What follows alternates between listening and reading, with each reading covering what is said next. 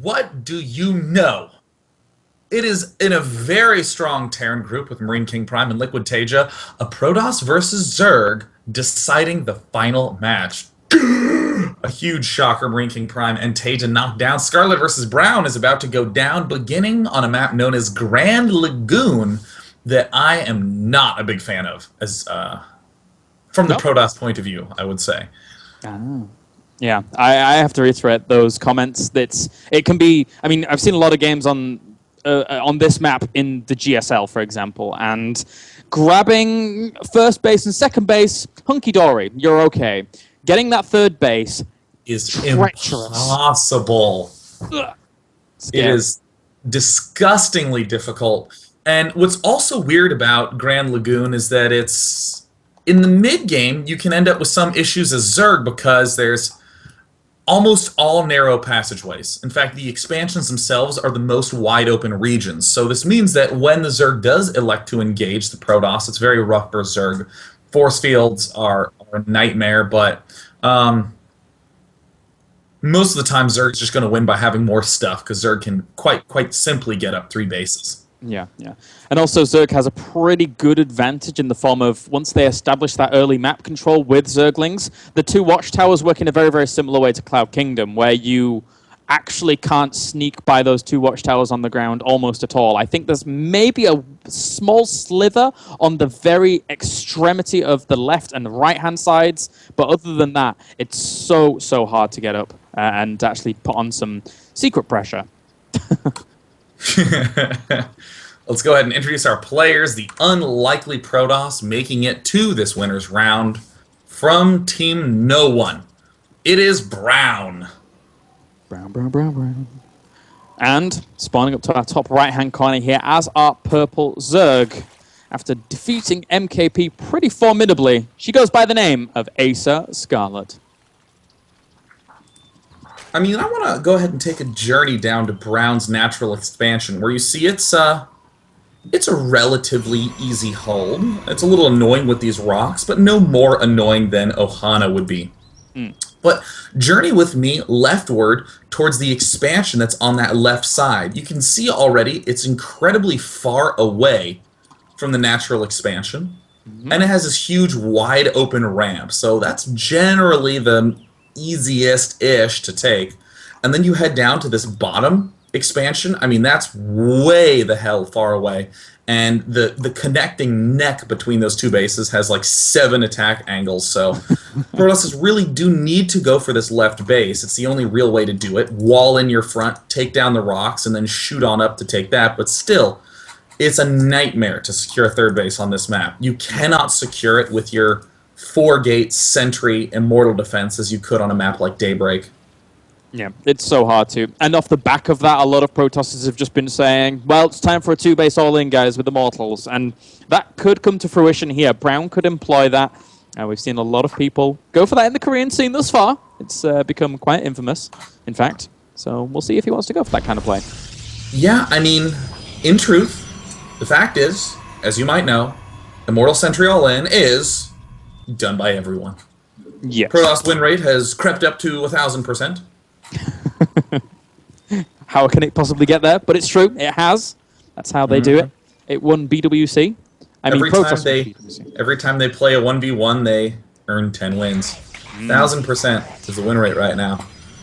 Trying to recuperate the losses that some Zergs gave them earlier on when they didn't figure that out. But actually, now that we say that, you know, that Immortal All-In's been around for a bloody long time. It's super incredible. Yeah, it's a very solid build. Zergs are even starting to readjust the way that they open a little bit, just to try to have an answer to it. Yeah. There's been some schools of thought with a lot of spine crawlers and trying to rush up to infestors, and actually it's worked out once or twice. Saw Suppy defeat Parting's Immortal All-In from it. But, you know, still we had amazing micro from Parting, who was trying to make it work still, but it worked out. So spine crawler infestors could be a very, very strong way of dealing with it.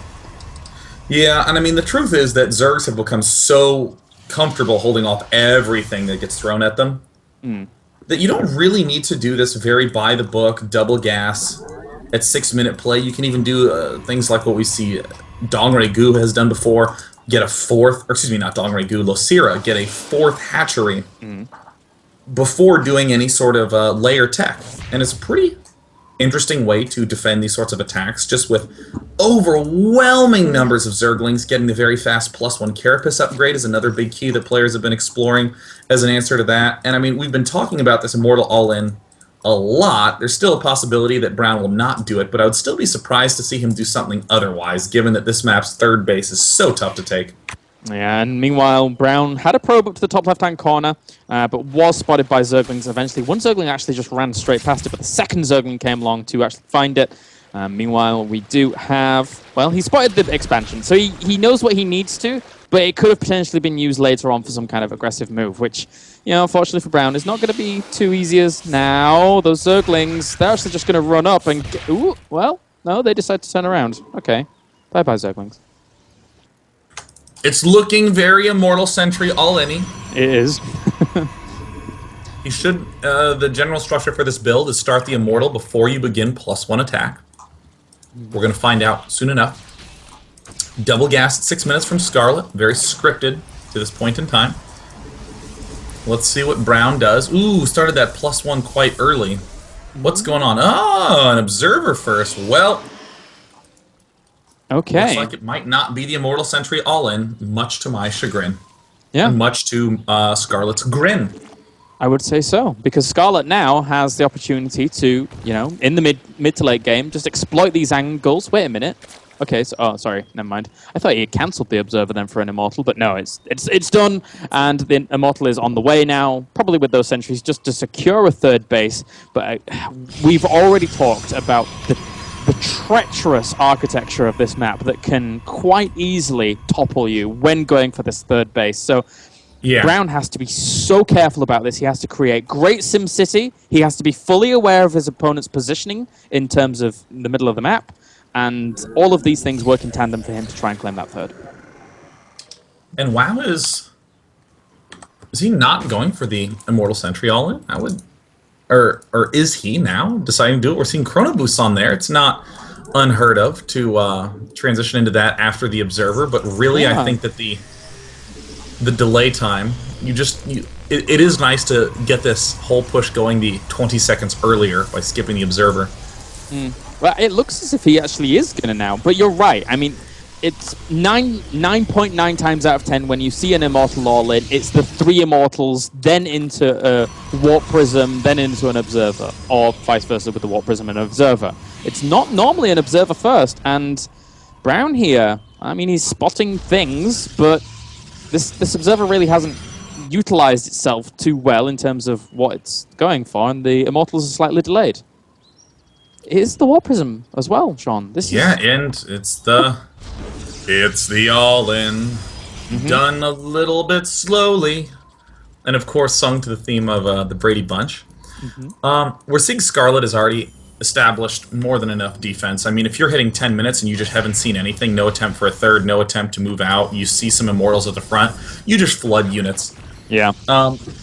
Sort of interesting answer we've been seeing many folk go for in this position is to really slow down this push timing. And already I'm going to say right now, this Brown is going to get destroyed because he does not have a probe out making pylons in the middle of the map.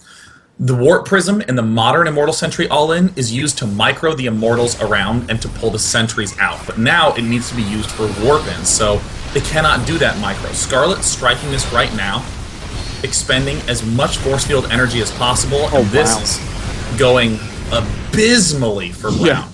Look at the sentry energy. Look at how low all those sentries are. I mean, sure, in the units lost tab, Brown is decimating, but that's not what you want with the Immortal Sentry all-in. Yeah, this is getting way out of control right now. Scarlet's doing a great job of delaying this from getting across the map. It's in the middle of the map right now, and the sentries have maybe 1 force field each right now, maybe 2 on that one at the very front, but warping a few Stalkers here, trying to go for the push once again. There's still a lot of Roaches flooding out, and once all the Stalker sentries have expended this energy, those Immortals are going to be super vulnerable. Now, this is where it starts to get scary for Scarlet. Scarlet has done a good job wasting as much energy as humanly possible. The sentry count is starting to dwindle rapidly. But Scarlet just needs to make sure that that positioning is good and that those Immortals are some of the early focuses on those targetings.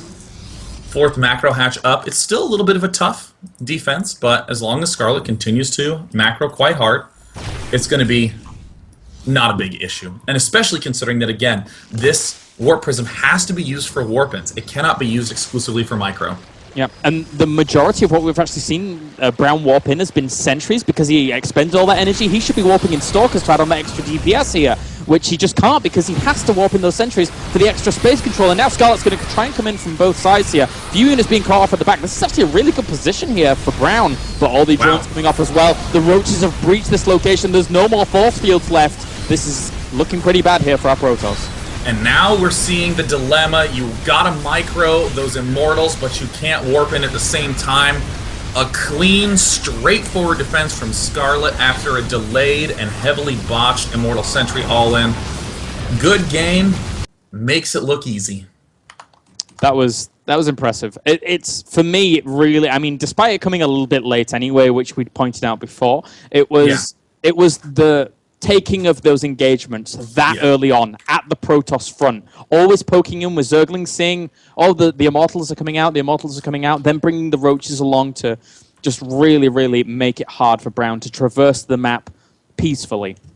And now, I mean, the biggest blunder of all was bringing no probe along to build pylons. I mean, that really, in my eyes, is the big revelation that Parting had in perfecting this Immortal Sentry all-in. Yeah. Not really using the Warp Prism to do warp-ins, using it to micro, and then using the pylons at the back to do the actual warp-ins. And then we just saw that exact dilemma occur where Scarlet approaches from all sides, and the sentries are there, and they're just getting killed. There's no lift-ups happening to pull back and then cycling units back. So that does mean that Scarlet now leads the series 1-0. Yep.